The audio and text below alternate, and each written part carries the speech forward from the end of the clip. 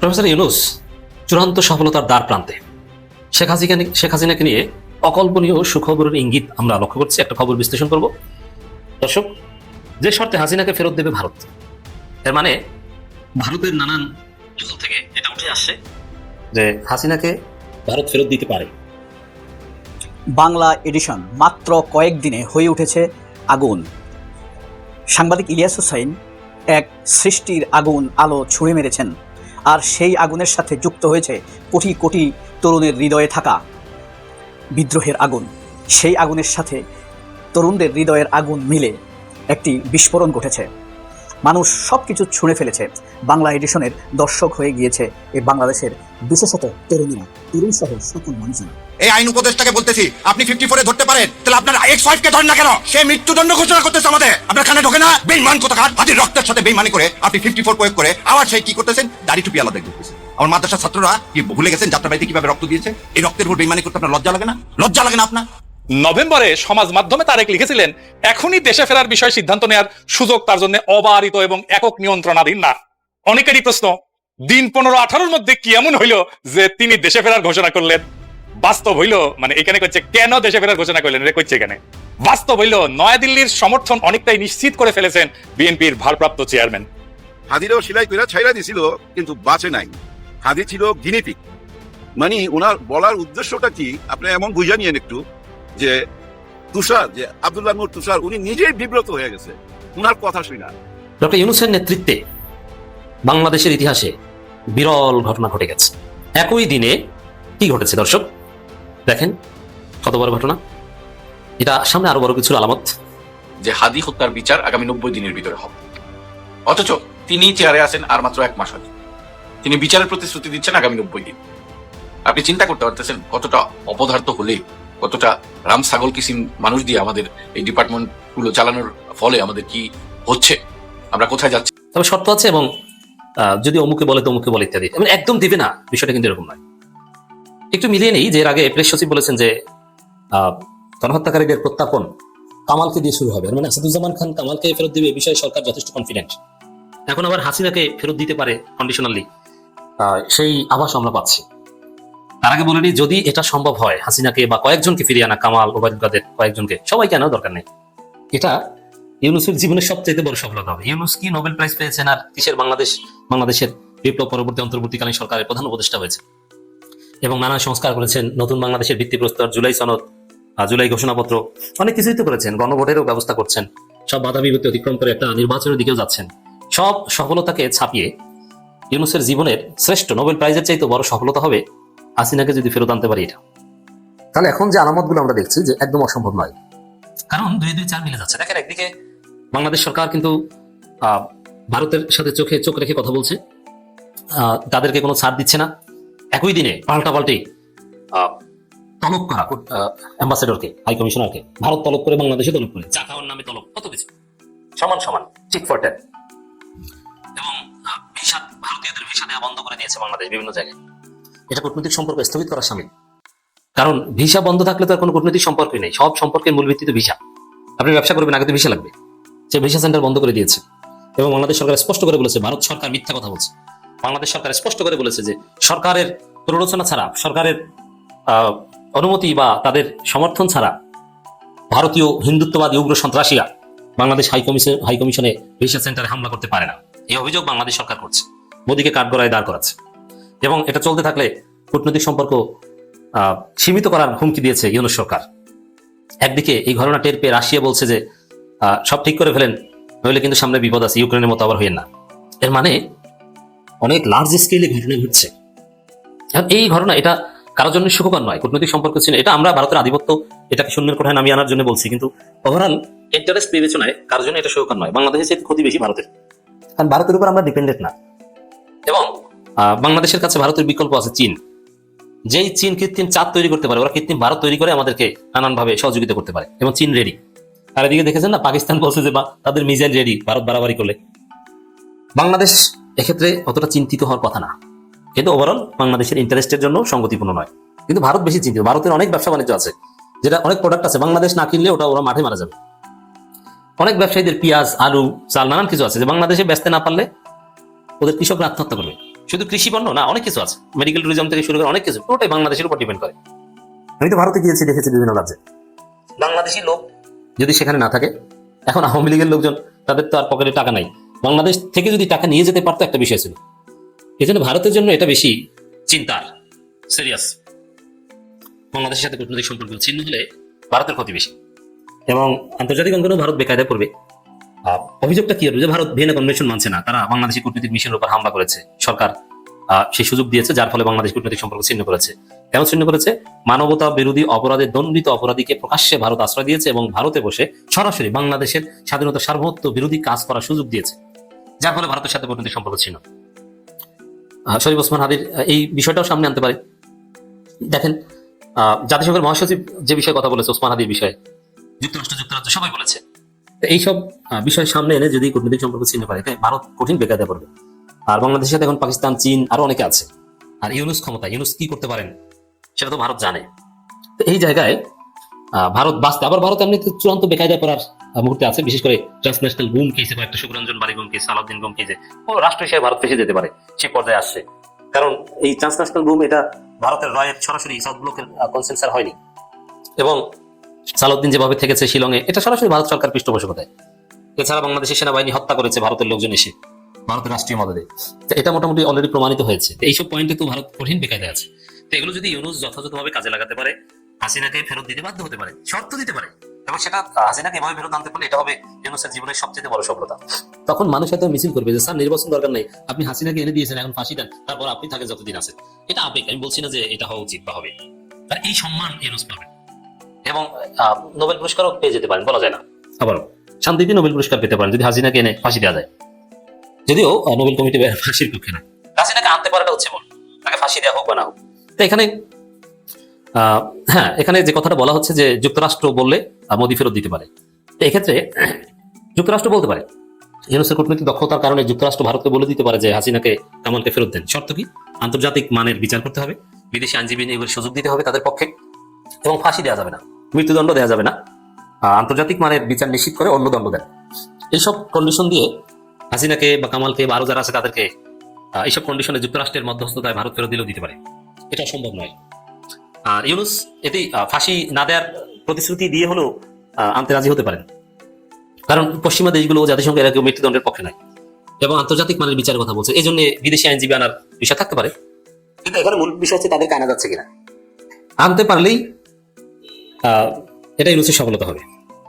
সাবেক প্রধানমন্ত্রী শেখ হাসিনাকে ফেরত প্রসঙ্গে ভারত সরকার যুক্তরাষ্ট্রের ইঙ্গিতের অপেক্ষায় রয়েছে বলে মন্তব্য করেছেন সিপিআইএম এর পশ্চিমবঙ্গ রাজ্য সম্পাদক মোহাম্মদ সেলিম। তিনি না জেনে আন্দাজে বলেছেন তা না, ওই যে আমি এতক্ষণ বললাম মিলে যাচ্ছে, তো যুক্তরাষ্ট্র এই শর্তে বলে দিতে পারে। কলকাতায় বাংলাদেশ ডেপুটি হাইকমিশনের সামনে বিক্ষোভ সমাবেশে তিনি কথা বলেন। সেলিম বলেছেন শেখ হাসিনা যাবেন কিংবা থাকবেন সেটা মোদী সরকারের সিদ্ধান্ত নেবে। এ ব্যাপারে তারা এখনো চুপ কেন রয়েছে? আগে মোদী বাংলাদেশ নিয়ে কথা বলতেন, কিন্তু এখন বলছেন না কেন? যুক্তরাষ্ট্র নিষেধ করেছে। আসলে হাসিনাকে বাংলাদেশ ফেরত দেওয়ার ব্যাপারে ভারত সরকার যুক্তরাষ্ট্রের সিগন্যাল অপেক্ষা রয়েছে, হতে পারে। আর যুক্তরাষ্ট্র সিগন্যাল দিলে এই কন্ডিশন গুলো দেবে যে মৃত্যুদণ্ড দেওয়া যাবে না, আন্তর্জাতিক মান নিশ্চিত করতে হবে, আরো বিদেশি আইনজীবী, এরকম নানা শর্তে বলে দিতে পারে। যদি এটা হয়, এটা ইউনুসের জীবনের সবচেয়ে বড় সফলতা। বাংলা এডিশন মাত্র কয়েকদিনে হয়ে উঠেছে আগুন। সাংবাদিক ইলিয়াস হোসাইন এক সৃষ্টির আগুন আলো ছুঁড়ে মেরেছেন, আর সেই আগুনের সাথে যুক্ত হয়েছে কোটি কোটি তরুণের হৃদয়ে থাকা বিদ্রোহের আগুন। সেই আগুনের সাথে তরুণদের হৃদয়ের আগুন মিলে একটি বিস্ফোরণ ঘটেছে। মানুষ সব কিছু ছুঁড়ে ফেলেছে, বাংলা এডিশনের দর্শক হয়ে গিয়েছে এই বাংলাদেশের বিশেষত তরুণীরা, তরুণ সহ সকল মানুষেরা। বাংলা এডিশনকে কিন্তু মাহফুজের ভাই আগেই অনুমোদন দিতে চায়নি। 1 কোটি টাকা ঘুষ চেয়েছিল উপদেষ্টা মাহফুজের ভাই। তারপরে ইলিয়াস হোসেন সরাসরি উপদেষ্টা মাহফুজকে ফোন দিয়েছিল, তখন মাহফুজ বলেছিল ঠিক আছে আমরা অনুমোদন দিয়ে দিচ্ছি। অর্থাৎ সেই অনুমোদনটাও মাহফুজ আলম বা তথ্য মন্ত্রণালয় দিয়েছে চাপে পড়ে। এবার বুঝেন, আমাদের আগেই ধারণা ছিল বাংলা এডিশনের প্রতি চাপ আসবে, কারণ এত এত শকুনের চোখ, কুদৃষ্টি, কালো দৃষ্টি ভেদ করে সামনে আসাটা অত্যন্ত কঠিন। কিন্তু হৃদয়ের আগুন কি থামিয়ে দেওয়া যায়? এখন কথা হলো, বাংলা এডিশন কে বন্ধ করলো, কোন কৌশলে বন্ধ করলো, আমরা সে বিষয় নিয়ে আলোচনা করব। তার আগে একটি কথা বলি, বাংলা এডিশন বন্ধ করা নিয়ে মোস্তফা ফিরোজকে কোনো এপিসোড করতে দেখেছেন? কোনো নিউজ পেপার, নয়া দিগন্ত এবং আমার দেশ ব্যতীত কোনো নিউজ পেপারে একটি নিউজ দেখেছেন? দেখেননি। কারণ হলো, যখন ইলিয়াস হোসেনের পেজকে বন্ধ করে দেওয়া হয়েছিল, তখন একই সাথে জুলকারনাইন, সায়ের সামি, শাহেদ আলম, কাজী জেসিন বিশ্বাস রাখেন আমার কথায়, কাজী জেসিন, হ্যাঁ, প্রথম আলো এবং বিএনপি থেকে একটি শক্তিশালী গ্রুপ AKM ওয়াহিদুজ্জামানের মুখ হয়ে তারা সম্মিলিতভাবে তথ্য মন্ত্রণালয়ে চাপ দিয়েছে বাংলা এডিশনকে বন্ধ করে দেওয়ার জন্য। তবে শঙ্কার কিছু নেই, বাংলা এডিশন আবার বের হবে, আরো শক্তিশালী হয়ে বের হবে, আরো বেশি জনপ্রিয় হয়ে যাবে। হাদির কথা খেয়াল করেন, হাদিকে বাংলাদেশের ধরেন 5 কোটি মানুষ চিনত, এখন 20 কোটি মানুষ চিনে। তখন চিনত শুধু শিক্ষিত মানুষ, এখন সব শ্রেণীর মানুষ হাদিকে চিনে, হাদির জন্য দোয়া করে, হাদিকে ভালোবাসে। হাদির চরিত্র, হাদির ইচ্ছা, হাদির সততা, হাদির দেশপ্রেম, হাদির সচেতনতা, হাদির ইন্টেলেকচুয়াল অ্যাটিটিউড সবকিছু মিলিয়ে হাদি যে ভালোবাসা অর্জন করেছেন, পরিচিতি অর্জন করেছেন, বিএনপি বা সরকার বা প্রথম আলো, ভারত যতই হাদিকে সরিয়ে রাখতে চাক, হাদিকে সরিয়ে রাখা সম্ভব নয়। আপনি খেয়াল করলে দেখতে বুঝতে পারছেন, তারেক রহমান আসবে 17 বছর পরে, সেটা নিয়ে খবর নাই, মানুষের মধ্যে আলোচনা হাদিকে নিয়ে। এটা হলো ভালোবাসার আলোচনা, হাদির বিচার কবে হবে, আসামিরা ধরা খাচ্ছে না কেন, আর এই বিষয়গুলো নিয়ে কথা বলতো বাংলা এডিশন। বাংলা এডিশন হয়ে উঠেছে বাংলাদেশের কোটি কোটি মানুষের না বলা কথাগুলোর ভাষা। আমরা যা সাধারণ মানুষেরা যা বলতে পারতাম না, বাংলা এডিশন তাই বলতো, আমাদের হয়ে বাংলা এডিশন কথা বলতো। আপনি একটা জিনিস ভেবে দেখেন, বাংলাদেশের স্বাধীনতা যুদ্ধে কত মানুষ মারা গেছে, এ কথা আমি সবসময় বলি। তাদের দাবি একটি, মানে ব্যবসায়ীদের দাবি, মুক্তিযুদ্ধ ব্যবসায়ীদের দাবি 30 লাখ মানুষ মারা গেছে। 30 লাখ মানুষ যদি মারা যায়, তাহলে 267 দিনের যুদ্ধে, 64 দিনের যুদ্ধে আপনি যদি 30 লাখকে ভাগ দেন, ডেলি কত? 11,287 জন, প্রতিদিন 11,287 জন। আর ফিলিস্তিন ভয়ঙ্কর আক্রমণ করেছে ফিলিস্তিনের উপরে ইসরায়েল 2 বছর যাবত, 1 লক্ষ বিভৎস, পৃথিবীর বিভৎস ধ্বংসযজ্ঞ, হত্যাযজ্ঞ চালিয়েছে। পুরো গাজা শহর মিশিয়ে দিয়েছে তারা মাটির সাথে, ইসরায়েল। কিন্তু দেখেন, তারা 1 লক্ষ মানুষ মারছে, তারা ইসরায়েল দাবি করছে 20,000 মানুষ মারা গেছে, 1 লক্ষ মানুষ মারা গেছে। আর বাংলাদেশে মাত্র 9 মাসে পাকিস্তান 30 লক্ষ মানুষ মারা গেছে। এটা তো বিশ্বাসযোগ্য নাই, বিজ্ঞানসম্মত কোনো কারণ নাই। যারা এটা বিশ্বাস করে, তারা গোজা মিলের উপরে নির্ভর করে বিশ্বাস করে, তারা এই ফাঁপা বেলুনের উপরেই গৌরব করতে চায়, মানুষকে এই ফাঁপা বেলুনকে, মিথ্যাকে টিকিয়ে রেখে তারা আক্রমণ করতে চায় এদেশের সাধারণ মানুষের উপরে, সাধারণ মানুষকে অপরাধ প্রবণ করে রাখতে চায়, ইসলামকে হীনমন্য করে রাখতে চায়। ইসলামকে তারা মুখোমুখি দাঁড় করিয়ে দিয়েছে মুক্তিযুদ্ধের। আপনি দেখেন, রাজাকারের ছবি আঁকে কি দিয়ে? কয়েকটা দাড়ি টুপিওয়ালা ভদ্র মানুষকে দিয়ে, অথচ কোনো রাজাকারের দাড়ি ছিল না। অর্থাৎ তাদের টার্গেট হলো ইসলাম এবং ইসলামের সিম্বল, ইসলামের প্রতীকগুলোই তাদের টার্গেট। তারা ইসলামের প্রতীকগুলোকেই অপমান করবে। এটাই হিন্দুত্ববাদ চেতনা। এই হিন্দুত্ববাদের চেতনাকেই ধার করেছে যারা মুক্তিযুদ্ধকে নিয়ে ব্যবসা করে। মুক্তিযুদ্ধের কথা বলে তারা চালায়, আসলে চালাইতেছে কি? হিন্দুত্ববাদ। ভারত বলে দিয়েছে 30 লাখ মারা গেছে, 30 লাখ মারা গেছে। ভারত বলে দিয়েছে 2 লক্ষ নারীর ইজ্জত নষ্ট হয়েছে, এই মুক্তিযুদ্ধ ব্যবসায়ীরা বলছে 2 লক্ষ মানুষের ইজ্জত নষ্ট হয়েছে। এখন কথা হলো, ইলিয়াস হোসেনের সবচেয়ে গরম নিউজ হলো এই বীরাঙ্গনাকে নিয়ে ইলিয়াস হোসেন যে নিউজটি করেছে, সেই নিউজটি কেউ চ্যালেঞ্জ করতে পারে নাই। প্রথম আলো চ্যালেঞ্জ করুক, এত বড় সাংবাদিকতা ভাব দেখায়, তারা বড় সাংবাদিক, তারা তো চ্যালেঞ্জ করতে পারে নাই। জুলকারনাইন সাহেব তো চ্যালেঞ্জ করতে পারে নাই, কাজী জেসিন তো চ্যালেঞ্জ করতে পারে নাই, শাহেদ আলম তো চ্যালেঞ্জ করতে পারছে। কোথায় আছে 2 লক্ষ ইজ্জত হারানো নারী? না, পারে নাই তারা। এই যে রেজওয়ানা, এখন তথ্য মন্ত্রণালয়ের দায়িত্বে কে আছে? সুন্দরী উপদেষ্টা রেজওয়ানা, স্মার্ট উপদেষ্টা, সে এই জিনিসটা নিষিদ্ধ করেছে, তাকে কিন্তু এটার জবাব দিতে হবে। তবে বাংলা এডিশন বের হবে পুনরায়, আরো জনপ্রিয় হয়ে, আরো শক্তিশালী হয়ে। বাংলা এডিশনের জন্য আমরা অর্থ দিব, কোনো বিজ্ঞাপন লাগবে না, শুধু ইলিয়াস হোসেন আমাদেরকে ঘোষণা দিলেই হবে। ইলিয়াস হোসেন দেখুক আমরা বাংলা এডিশনের জন্য কি করি, মানুষ ভাষায় দিবে অর্থ দিয়ে। সবচেয়ে শক্তিশালী মিডিয়া হবে বাংলা এডিশন। তবে প্রশ্ন থেকে যাবে, কারা এর অপরাধী? তারা ইতিহাসের কালো তালিকায় অন্তর্ভুক্ত হবে। সংবাদপত্রের কণ্ঠরোধ, মানুষের কথা বলার কণ্ঠরোধ, ওই যে নিকুলের শোতে দাঁড়িয়ে আনিস আলমগীর বলতো না, এগুলো বন্ধ করতে হবে। এই পিনাকির চ্যানেল বন্ধ করতে হবে, ইলিয়াসের চ্যানেল বন্ধ করতে হবে, বাংলা এডিশন বন্ধ করতে হবে, এগুলো বলছে না? সেটাই এখন আমরা কার্যকর দেখতে পাচ্ছি। অর্থাৎ ফ্যাসিবাদেরই একটি নির্দেশ, আদেশ, আকাঙ্ক্ষা আপাতত কিছুদিনের জন্য বিজয়ী হয়েছে। এটা আদালতে গেলেই পাশ হয়ে যাবে। কোনো বাংলা এডিশনের কোনো ফ্রড নাই, কোনো ভুল নাই। প্রথম আলোর মতো চাঁদাবাজি করে নাই বাংলা এডিশন, কালো টাকার বাণিজ্য করে নাই। সুতরাং আশঙ্কার কিছু নাই। বাংলা এডিশন ফিরে আসবে, ইলিয়াস হোসাইন আবার আগুন ছড়াবে।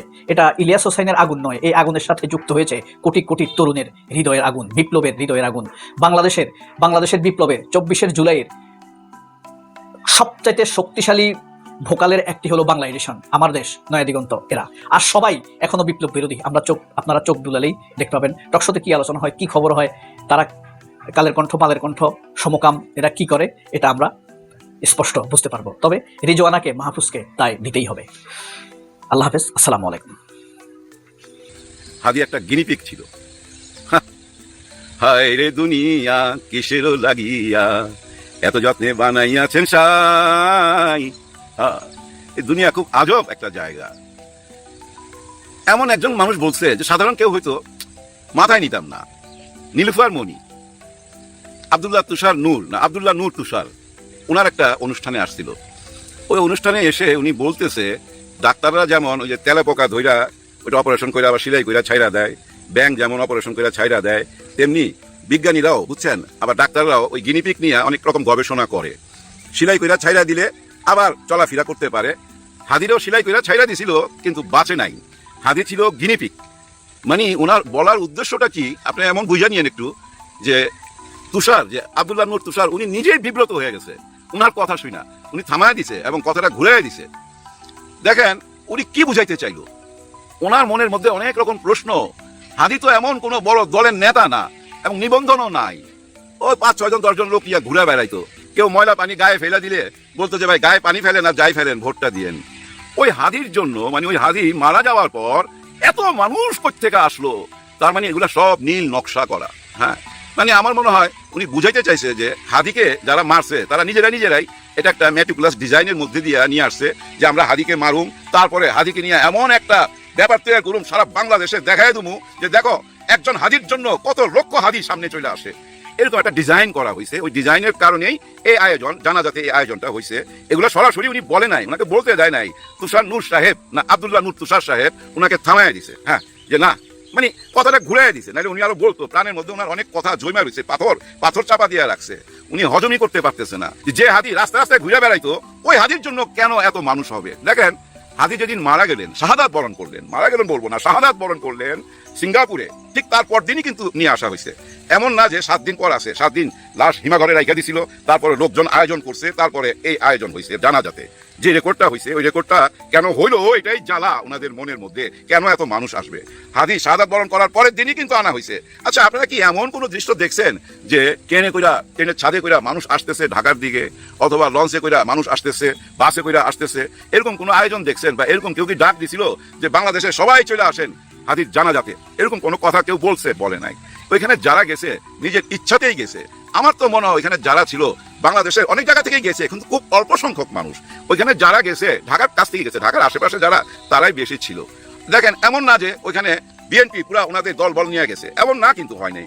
এমনও না যে জামাত ঘোষণা দিছে বা ছাত্র শিবির ঘোষণা দিছে যে আপনারা সবাই ওখানে চলেন, এমনও না কিন্তু। যারাই গেছে একদম মনের টানে গেছে, নিজের মনের ইচ্ছাতে গেছে। কিন্তু এরা কারা? যাদেরকে ডাকলো না তারা চলে আসলো, যাদের জন্য কোনো বাস ভাড়া দিল না, ট্রেন ভাড়া দিল না, লঞ্চ ভাড়া দিল না, তারপরও তারা চলে আসলো। ভাই এরা কারা জানেন? এরাই ছিল 5ই আগস্টের, হ্যাঁ এরাই ছিল 5ই আগস্টের সেই জুলাই বিপ্লবে। এই মানুষগুলাই ছিল। এরা কোনো দলের না ভাই, এরা কোনো দলের লোক না, এরা বাংলাদেশের, বাংলাদেশ একটা নামে দল আছে, ওই দলের লোক। ওরা জুলুম সহ্য করছে, অনেক অত্যাচার দেখছে, এই দেশ কোন পথে যাইতেছে সব দেখতেছে, কিন্তু বলতে পারে না। যখন বলার সুযোগটা পায় তখন বলে, যেভাবে 5ই আগস্টে বলছিল।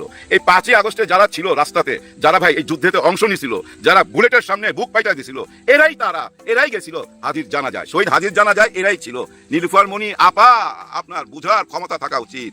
আপনি একজন উকিল মানুষ, শিক্ষিতা, এমন জ্ঞানী একটা মানুষ, এমন একটা বয়ান তৈরি করলেন, আপনার এই বয়ান এখন ছড়ায় গেছে চারিদিকে। জানেন একটু আগে দেখলাম একটা ওয়াজের মধ্যে একজন হাদি সাহেবের কথা বলতে গেছে, মানে ওসমান হাদিকে নিয়ে, শহীদ ওসমান হাদিকে নিয়ে কিছু কথা বলতে গেছে। এর মধ্যে একজন এসে কানে কানে বলতেছে হাদি নিয়ে কোনো কথা বলা যাবে না। কে? ওই বড় দলের একজন যুবক নেতা। তখন ওই হুজুর কিন্তু আবার উনিও যুবক, উনি এটা মাইনা নেয় নাই। উনি বলছে আগের দিন ভুলা যান, আমরা কি আগে ওয়াজের মধ্যে বলি নাই বেগম খালেদা জিয়ার কথা, যে ওনাকে বিনা কারণে জেলের মধ্যে আটকায় রাখছে মিথ্যা মামলায়? এই কথা কি আমরা বলি নাই? আমরা সেই লোকই তো। এখন কেন আমরা হাদিকে নিয়ে বলতে পারবো না? আর হাদি তো কোনো রাজনৈতিক দলের না তো ভাই। হাদি নিজেও ভাই তার এই যে ইনকলাব মঞ্চ নিবন্ধন করায় নাই। সে বলতো যে না ভাই আমার কোনো দল লাগবে না, আমি একজন স্বতন্ত্র প্রার্থী।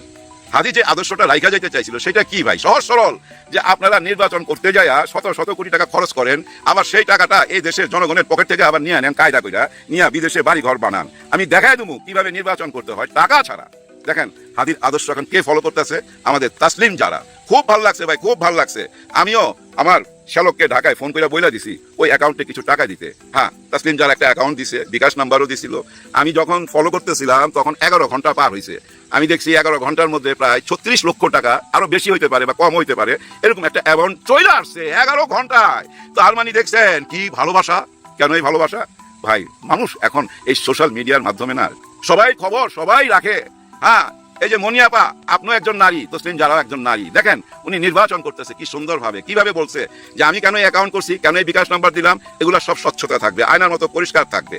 আমার এখানে নির্বাচন করতে গেলে যে টাকাটার প্রয়োজন, যতগুলো ভোটার আছে এখানে, প্রতি ভোটারের পিছনে আমি 10 টাকা করে খরচ ধরছি। ওই হিসাবে ওনার অ্যামাউন্টটা যেন কত আমার মনে নাই, মানে কোটি টাকার নিচে 70-80 লাখ এরকম হইতে পারে বা আরো কম হইতে পারে। যাই হোক, আপনি একটু দেখে নিয়েন। আমার এই অ্যামাউন্টটা আসার সঙ্গে সঙ্গে আমি অ্যাকাউন্ট দুইটা বন্ধ করে দিব, এবং এখান থেকে কোথায় কিভাবে খরচ হচ্ছে এর জন্য আমি একটা টিম বানাইছি। সেই টিম আপনাদেরকে জানাবে, এই সোশ্যাল মিডিয়ার মাধ্যমে জানাবে। তার মানে বুঝছেন উনি কোন পথে গেছে। ওই যে একজন মুসলিম ভাই মেয়রের পদপ্রার্থী ছিল না আমেরিকায়, উনি ভারতের বংশোদ্ভূত কিন্তু মুসলিম, উনি কিভাবে নির্বাচন করছিল? এই সোশ্যাল মিডিয়া কাজে লাগায় নির্বাচন করছিল। এই সোশ্যাল মিডিয়ার মধ্যে এরকম হেল্প চাইতো, সবাই কাছে যায় দাঁড়ায় থাকতো, রাস্তায় দাঁড়ায় থাকতো ভাই, নিজের ব্যানার নিজে নিয়ে এইভাবে লাইফে দাঁড়ায় থাকতো, তখন কেউ পাশে দাঁড়াইতো না। কিন্তু ধীরে ধীরে মানুষ বুঝতে পারছে, তার সাচ্চা দিলের মনের কথাটা বুঝতে পারছে যে এই লোক সৎ লোক, যার জন্য উনি পাশ করে গেছে। আজকে লেখা রাখেন এই তাসলিম যারাও পাশ করে যাবে। হ্যাঁ ভাই, অবশ্যই পাশ করবে। দেখেন গোল্ডেন ফিউচার রাইখা চলে আসছে লন্ডনে, লন্ডনে গোল্ডেন ফিউচার। হাজবেন্ড ওয়াইফ দুইজনই ভাই ওইখানে খুবই ভালো অবস্থায় ছিল। আর আপনারা তো জানেন তাসলিম যারা বিদেশে একটা বড় ইউনিভার্সিটিতে উনি নিজেই শিক্ষক ছিল, সেই চাকরি ছাইরা দিয়া চলে আসছে। এবার বুঝেন এটাকে বলে দেশপ্রেম। দুইজন নারীর কথা বললাম, দুজন নারীর মধ্যে তফাৎটা আপনারা বুঝে নিয়েন। একজন নারী বলতেছে যে আমাদের শহীদ হাদি একটা গিনিপিগ ছিল কোন একটি দলের কাছে, তারা এটা নিয়ে খেলছে, মানুষের ইমোশন নিয়ে খেলছে। চিন্তা করেন, হায় হায় হায়। আর কিছুদিন পর হয়তো আরো অন্যরকম কথা বলবে। হ্যাঁ ভাই, বলবে যে তারা নিজেরাই নিজেদেরকে ওইটা কইরা নিজেরা মাইরা এই নাটক সাজাইছে, এটাকে একটা ড্রামা বানায় ফেলাইবো, পূর্ণদৈর্ঘ্য একটা সিনেমা বানায় ফেলাইবো কিছুদিন পরেই। দেখেন সেই 71-এর মুক্তিযোদ্ধাদেরকে আমরা এখনো কিন্তু সম্মান করি না? সম্মান করি ভাই। যারা সত্যিকার মুক্তিযোদ্ধা তাদেরকে সম্মান করে না এমন একটি মানুষ এই বাংলাদেশে খুঁজে পাবেন না। আপনি জামাতের ভিতরেও খুঁজে পাবেন না, ছাত্র শিবিরও খুঁজে পাবেন না। কিন্তু যারা ধোঁকাবাজ, যারা দেশটাকে নষ্ট করছে মুক্তিযোদ্ধা সার্টিফিকেট বিক্রি করে, যারা দেশটাকে নিয়ে খেলছে, দেশটাকে চুইসা খাইছে, তাদেরকে আমরা হেট করি, ঘৃণা করি, তাই না? কিন্তু অরিজিনাল মুক্তিযোদ্ধাকে আমরা আজও বুকে লালন করি। আর এই যে 2024-এ তাদেরকে আমি মুক্তিযোদ্ধা বলবো না, কিন্তু তারা তো ভাই যোদ্ধা, তাই না? এই দেশটাকে তো তারা রক্ষা করছে, তারা রক্ষাকারী। হ্যাঁ ভাই, এরা রক্ষা করছে, নাহলে এই দেশটাকে কে ফেলতো? 2041 সাল পর্যন্ত ওরা প্রোগ্রাম বানায় ফেলাইছিল। 2041 সালের পরে দেখতেন এই দেশটা অঙ্গরাজ্য হয়ে যেত।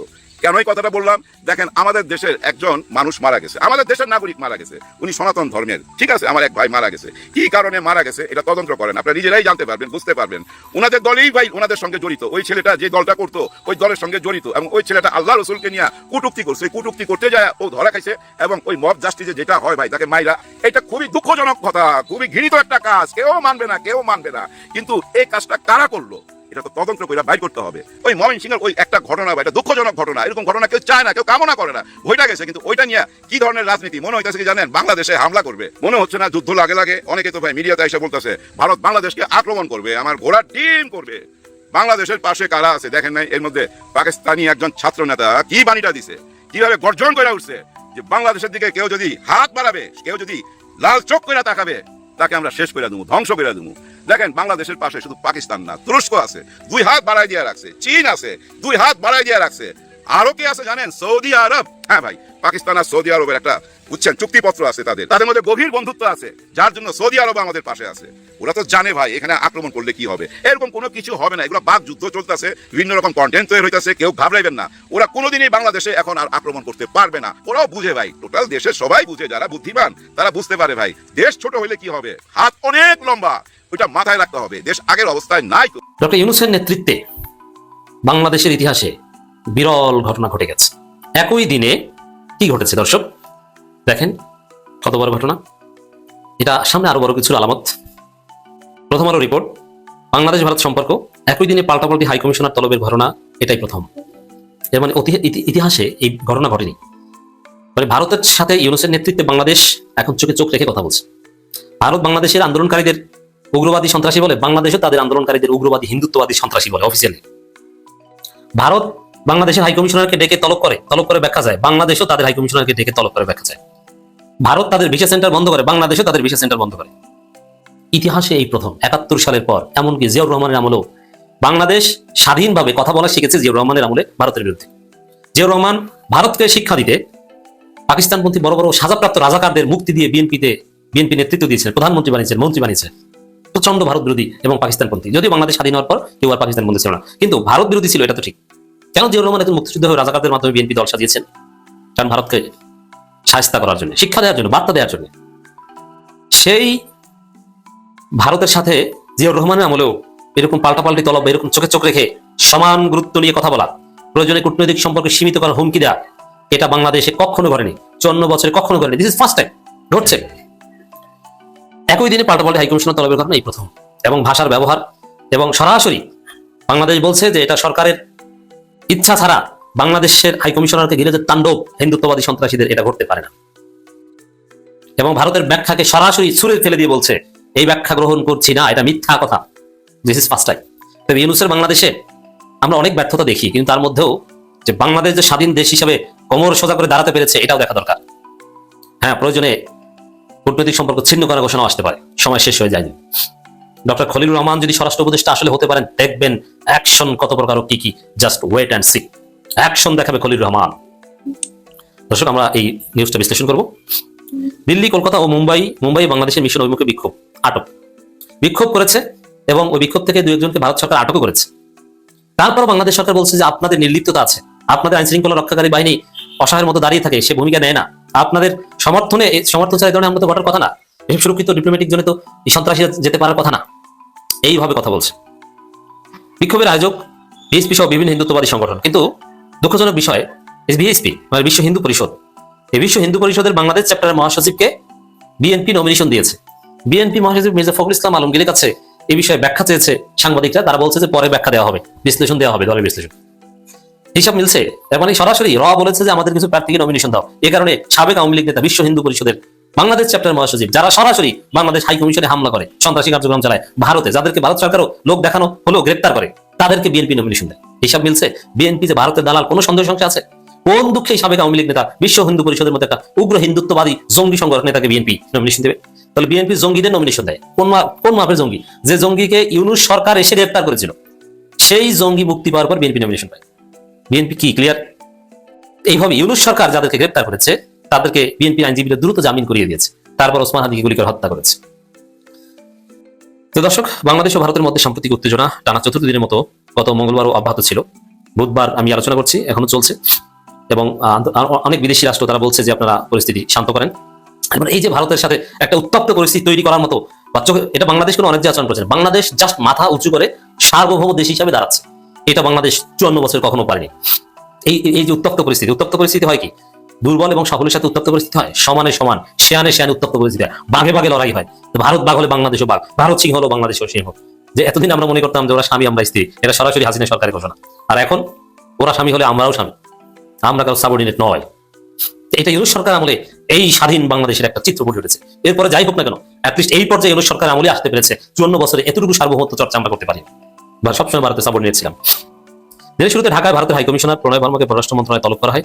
এর জের ধরে বিকেলে দিল্লিতে ভারতের পররাষ্ট্র মন্ত্রণালয় তলব করে বাংলাদেশ হাইকমিশনার রিয়াজ হামিদুল্লাহকে হত্যা করার হুমকি দিচ্ছে এই বিশ্ব হিন্দু পরিষদের নেতারা। আর সেই নেতাকে, সেই দলের বাংলাদেশ চ্যাপ্টারের নেতাকে নমিনেশন দিচ্ছে বিএনপি। তার বিএনপিকে আমরা চিনে রাখছি। ভোটের রাজনীতির হিসাব দেওয়া হবে, জবাব দেওয়া হবে। গত 10 দিনে এ নিয়ে দুই দেশ দুবার করে পরস্পরের কূটনীতিকদের তলব করে। এই 10 দিনে দুবার করে এইভাবে এত ঘটেনি কখনো, জিয়াউর রহমানের আমলে ঘটেনি। আর হাসিনার আমলে তো প্রশ্নই আসে না যে ভারত যা করছে ওইটি ঠিক আছে, তার পজিশনে বর্ডারে যতই মেরে ফেলুক কিচ্ছু না, ফেলানিকে হত্যা করলেও ওটা জিজ্ঞেস করার কিছু নেই। এই সাথে প্রতিবাদ আর উদ্বেগ জানানো। গত 16 মাসে দুই দেশের সম্পর্কে টানাপোড়েনের মধ্য দিয়ে গেছে। তবে একই দিনে দুই দেশের দূতকে পাল্টাপাল্টি তলবের ঘটনা দুই দেশের সম্পর্কে ইতিহাসে এটাই প্রথম। ভারতের দিল্লি, কলকাতা, মুম্বাই বাংলাদেশ মিশন অভিমুখে হিন্দুত্ববাদী সংগঠন বিশ্ব হিন্দু পরিষদ একাধিক উগ্রপন্থী সংগঠন মিছিল সমাবেশ করেছে। প্রথম আলো উগ্রপন্থী সংগঠন বলছে, বুঝতে পারছেন যে প্রথম আলো ভারতের দালাল। 3টে স্থানে পুলিশ তাদের, প্রথম আলো কিন্তু জাস্ট বিক্ষোভকারী বলতে পারতো না, কিন্তু উগ্রপন্থী বলছে। 3টে স্থানে পুলিশ তাদের বাংলাদেশ মিশনে যাওয়ার পথে আটকালে বিক্ষোভকারীর সংঘাতে জানান। এমন পরিস্থিতি প্রেক্ষাপটে মুম্বাইতে বাংলাদেশের উপ হাই কমিশন ভিসা সেন্টার বন্ধ ঘোষণা দিয়েছে। এর আগে দিল্লি ও আগরতলায় ভিসা সেবা করে দিয়েছে ঢাকা, বন্ধ করে দিয়েছে ঢাকা। দুই দেশের কূটনৈতিক সূত্র খোঁজ নিয়ে জানা গেছে 1 বছর আগেও দিল্লি বাংলাদেশ হাইকমিশনের অভিমুখে বিক্ষোভ কর্মসূচি পালন করেছিল হিন্দুত্ববাদী বিভিন্ন সংগঠন। তখন আইনশৃঙ্খলা রক্ষাকারী বাহিনী বাংলাদেশ মিশন থেকে অনেক দূরেই বিক্ষোভকারীদের আটকে দিয়েছিল। এবার মিশন থেকে 600-700 মিটার দূরে আটকে দেওয়া হয়। এর মানে ভারত বার্তা দিচ্ছে বাংলাদেশের সাথে ঝামেলা জড়ানোর, আর বাংলাদেশ এই বার্তার জবাব দিচ্ছে। তবে বাংলাদেশ কোনো আইন লঙ্ঘন করছে না, ভারত আন্তর্জাতিক আইন লঙ্ঘন করছে। কূটনীতিকদের ইমিউনিটি